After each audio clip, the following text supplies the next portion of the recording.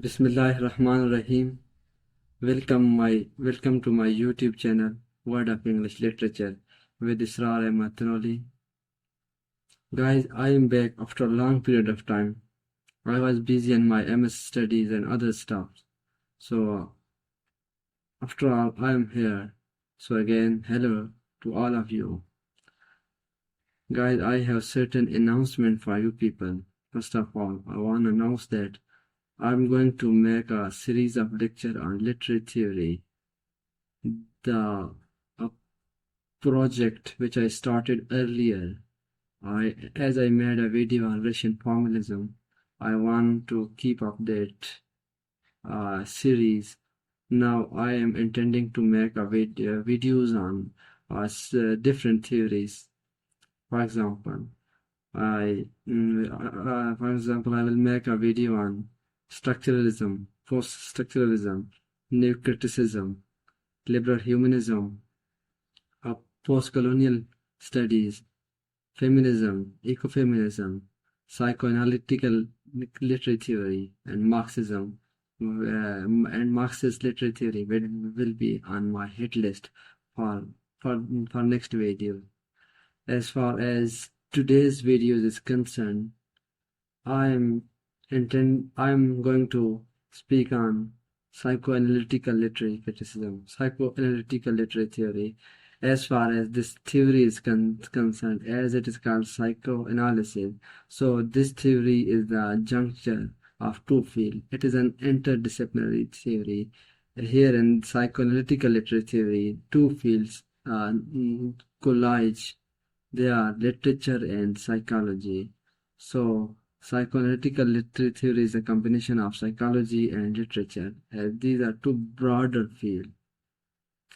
As far as the history of psychoanalytical literary theory, as we see in there, the word psychology has been derived from the name of Greek goddesses, Psyche, who is known as the goddess of soul. So that's why the study of soul is called psychoanalysis.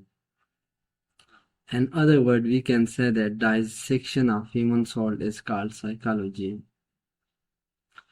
And psychoanalytical theory, we have got champion figures like Sigmund Freud, Jacques Lacan, Anna Freud, Carl Jung, and many others. But for today's discussion, I'm limiting myself to Sigmund Freud.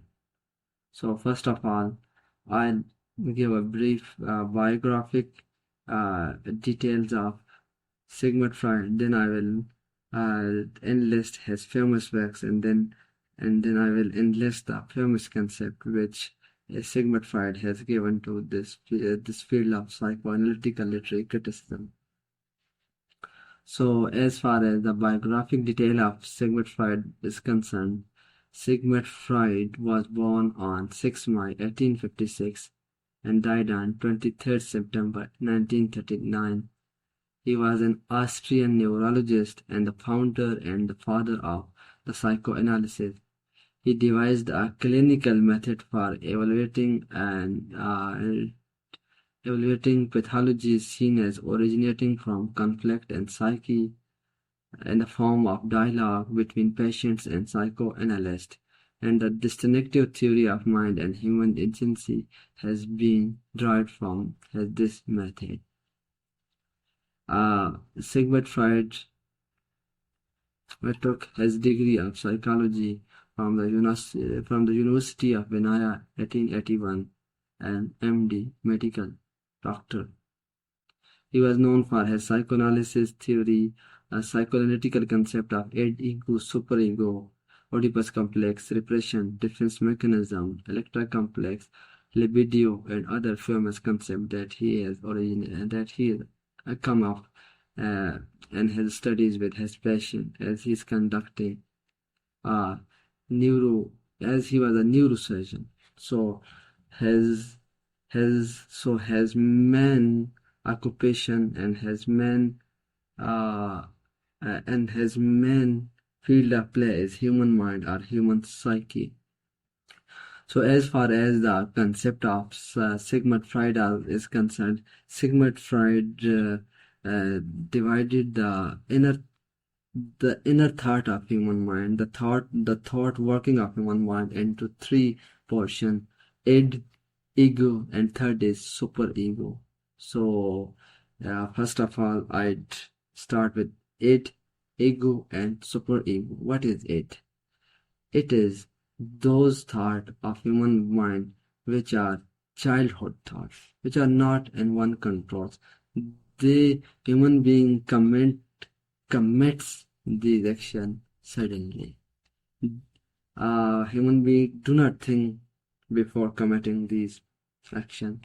Then we have got egos. Egos are those desires in which humans being consciously do those acts. As far as superego is concerned, it is a high, it is a highly state of mind in which human beings are fully aware of their actions, at what they are going, and this state of mind, the sins and the sin and the concept of virtue comes.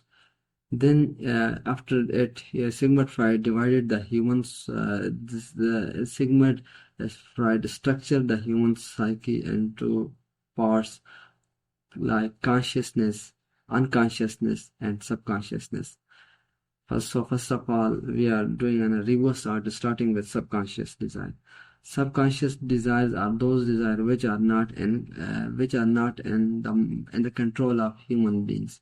These thoughts occur at random, and Sigmund Freud said that Sigmund Freud said in his book Interpretation of Dream that these subconscious desires usually got fulfilled in the form of dream psychosis, as he developed in the chapter Psychosis. Then unconscious desires are those desires which comes in between consciousness and which sorry I'm subconscious. So subconscious desires are those desires which comes in between unconscious and conscious desire. So we'll come to consciousness. Consciousness or conscious desires are those desires which are in a fully control of human being. Human beings are the judges of their own action. They judge. For example, we devise a plan for ourselves that we get up early in the morning, then we will go to school, then we will come back, go to tuition, then we will just sit and watch a TV, then we'll go to bed. This is a part of conscious schema. So then, Sigmund Freud come up with a certain other concept, that is the Electra complex, Oedipus complex. So as far as these complexes are concerned, Sigmund Freud says that Oedipus complex, and this complex, the male child, is being attracted toward female, his female mother. While as Electra complex is the reverse of Oedipus complex, and an Electra complex, the an Electra complex, the female baby child is attracted toward male father. And the other concept of Sigmund Freud is libido, player principle, reality principle. Then the stages of psychosexual development. We can't count all the important works of Sigmund Freud in one video. I hope that you understood what I explained. If you have got any queries regarding the concept which I explained in the earlier portion of this video, then you should mention it in the comment section. Then bye for the next video. Have a nice weekend. Wassalam.